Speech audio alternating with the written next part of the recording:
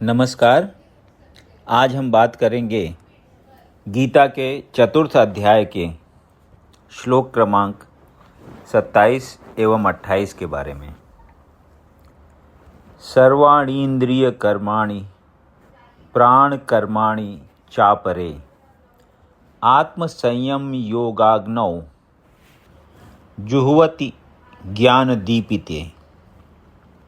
दूसरे, जो मन तथा इंद्रियों को वश में करके आत्म साक्षात्कार करना चाहते हैं, संपूर्ण इंद्रियों तथा प्राण वायु के कार्यों को संयमित मन रूपी अग्नि में आहुति कर देते हैं।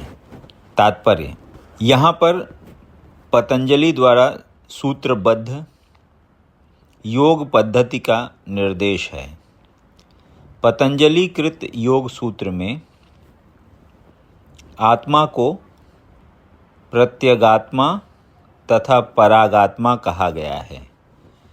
जब तक जीवात्मा इंद्रिय भोग में आसक्त रहता है, तब तक वह परागात्मा कहलाता है, और ज्यों ही वह इंद्रिय भोग से विरत हो जाता है तो प्रत्यगात्मा कहलाने लगता है। जीवात्मा के शरीर में 10 प्रकार के वायु कार्यशील रहते हैं और इसे श्वास प्रक्रिया द्वारा जाना जाता है।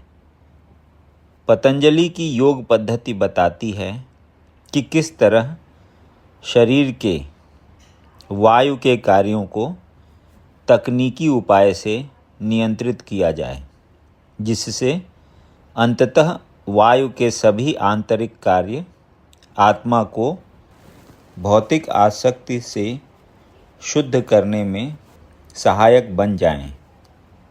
इस योग पद्धति के अनुसार प्रत्यगात्मा ही चरम उद्देश्य है। यह प्रत्यगात्मा पदार्थ की क्रियाओं से प्राप्त की जाती है। इंद्रियां इंद्रिय विषयों से प्रतिक्रिया करती हैं, यथा कान सुनने के लिए, आँख देखने के लिए, नाक सूंघने के लिए, जीभ स्वाद के लिए और हाथ स्पर्श के लिए हैं। और ये सब इंद्रियां मिलकर आत्मा से बाहर के कार्यों में लगी रहती हैं। ये ही कार्य प्राणवायु के व्यापार हैं। अपान वायु नीचे की ओर जाती है, व्यान वायु से संकोच तथा प्रसार होता है, समान वायु से संतुलन बना रहता है और उदान वायु ऊपर की ओर जाती है। और जब मनुष्य प्रबुद्ध हो जाता है तो वह इन सभी वायुओं को आत्म साक्षात्कार की खोज में लगाता है।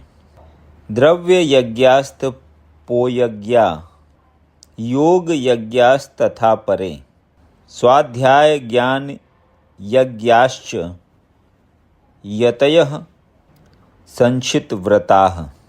कठोर व्रत अंगीकार करके कुछ लोग अपनी संपत्ति का त्याग करके, कुछ कठिन तपस्या द्वारा, कुछ अष्टांग योग पद्धति के अभ्यास द्वारा अथवा दिव्य ज्ञान में उन्नति करने के लिए वेदों के अध्ययन द्वारा प्रबुद्ध बनते हैं।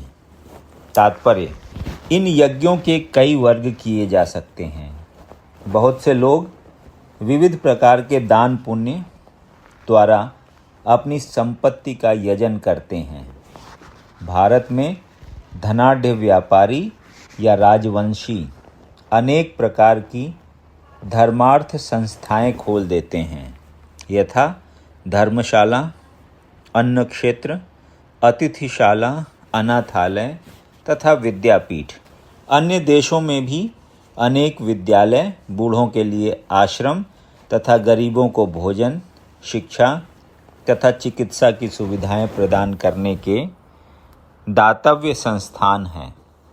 ये सब दान कर्म द्रव्यमय यज्ञ हैं।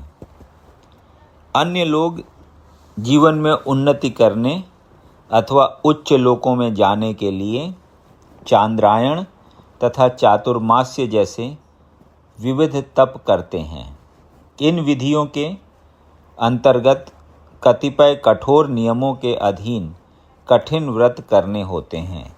उदाहरणार्थ, चातुर्मास्य व्रत रखने वाला वर्ष के 4 मासों में जुलाई से अक्टूबर तक बाल नहीं कटाता, न ही कतिपय खाद्य वस्तुएं खाता है और न ही 2 बार खाता है, न निवास स्थान छोड़कर कहीं जाता है। जीवन के सुखों का ऐसा परित्याग तपोमय यज्ञ कहलाता है। कुछ लोग ऐसे भी हैं जो अनेक योग पद्धतियों का अनुसरण करते हैं, यथा पतंजलि पद्धति अर्थात ब्रह्म में तदाकार होने के लिए, अथवा हठ योग या अष्टांग योग विशेष सिद्धियों के लिए। कुछ लोग समस्त तीर्थ स्थानों की यात्रा करते हैं।